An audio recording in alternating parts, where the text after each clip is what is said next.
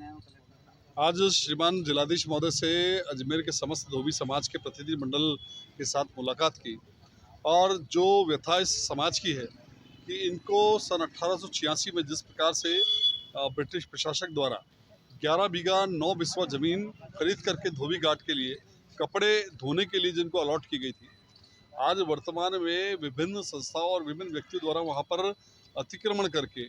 आज इनके धोबी घाट का जो कपड़े धोने का स्थान है वो केवल सीमित होकर के 3-3.5 बीघा तक रह गया है। और इसका सबसे बड़ा कारण ये रहा कि उस ज़मीन की कभी भी जो है सीमा ज्ञान होकर के पत्थरगड़ी होकर के इनका एक हकबंदी में नहीं दिया गया। इसके कारण जो भूमाफिया किस्म के लोग थे उन्होंने वहाँ पर अलग अलग फर्जी कागजात बना करके वहाँ अपने दावे प्रस्तुत किए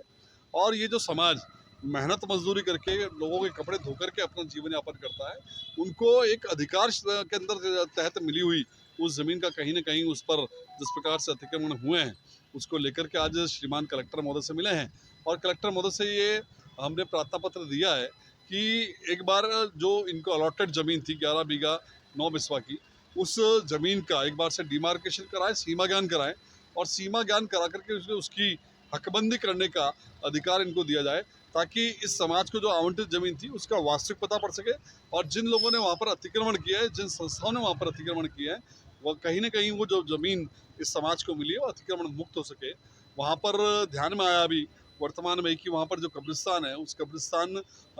के अंदर भी अभी वहाँ पर एक तीसरा गेट बनाया जा रहा है। पूर्व के अंदर वहाँ केवल एक गेट था, उसके बाद दूसरा गेट बना और अभी कहीं ना कहीं नगर परिषद को धोखे में रख करके उन्होंने मरम्मत के नाम पर और जो है एक नया गेट लगाने की अनुमति प्राप्त कर ली है, जो मुझे लगता है कि कहीं ना कहीं आने वाले समय के अंदर एक विवाद का कारण बन सकता है, क्योंकि वहाँ पर इनके कपड़े सुखाने का स्थान है और वहीं पर वो तीसरा नया गेट बन रहा है, तो निश्चित रूप से कहीं ना कहीं ऐसी स्थिति कभी भी बन सकती है। तो लिहाजा प्रशासन को मैंने कल इस संबंध में नगर निगम के उपायुक्त हैं और एक्सचेंज साहब हैं, उनसे भी इस विषय में संज्ञान में उनको ये विषय लाया है कि भविष्य में ऐसी कोई स्थिति नहीं बने तो उसका एक बार वापस से एग्जामिन करा लिया जाए कि जब वह पूर्व में कोई गेट नहीं था तो फिर नया गेट निकालने की आवश्यकता क्यों पड़ी। कुल मिलाकर के इस पूरे प्रकरण विषय को लेकर के आज कलेक्टर महोदय से मिला है और जिलाधीश महोदय ने बिल्कुल आश्वस्त किया है कि हम नगर निगम से सारा रिकॉर्ड मंगवा करके और एक पटवारी को अपॉइंट करके इस पूरी भूमि का जो इस समाज को आवंटित है उसका सीमा ज्ञान भी करवाएंगे और उसके बाद उसकी हकबंदी की भी अनुमति प्रदान करेंगे। क्या मामला है? तोपदड़ा स्थित धोबी घाट के लिए आए हैं हम लोग। सन 1886 में 11 बीघा 9 बिस्वा ज़मीन 391 रुपये 4 आने 12 आने 4 पाई में खरीदी गई थी। उस ज़मीन को नगर परिषद के हैंड ओवर किया गया था ताकि नगर परिषद उस ज़मीन की देखभाल करे और हमारी सुविधाओं का ध्यान रखे, लेकिन नगर परिषद की तरफ से थोड़ा सा ज़मीन के मामले में नरमी बरती गई, इसलिए कुछ भूमाफिया वहाँ बार बार अवैध कब्जा करने की नीयत से आते हैं और हमारा समाज परेशान होता है। इसी से पीड़ित होकर हम आज कलेक्टर साहब के पास आए हैं कि हमारी भूमि का सीमा ज्ञान करवा के पत्थरगड़ी करवा दें ताकि इन भूमाफियाओं से हमें छुटकारा मिले। उन्होंने आश्वस्त किया है कि हम इसकी नापजोप करवा कर पत्थरगड़ी करवा देंगे।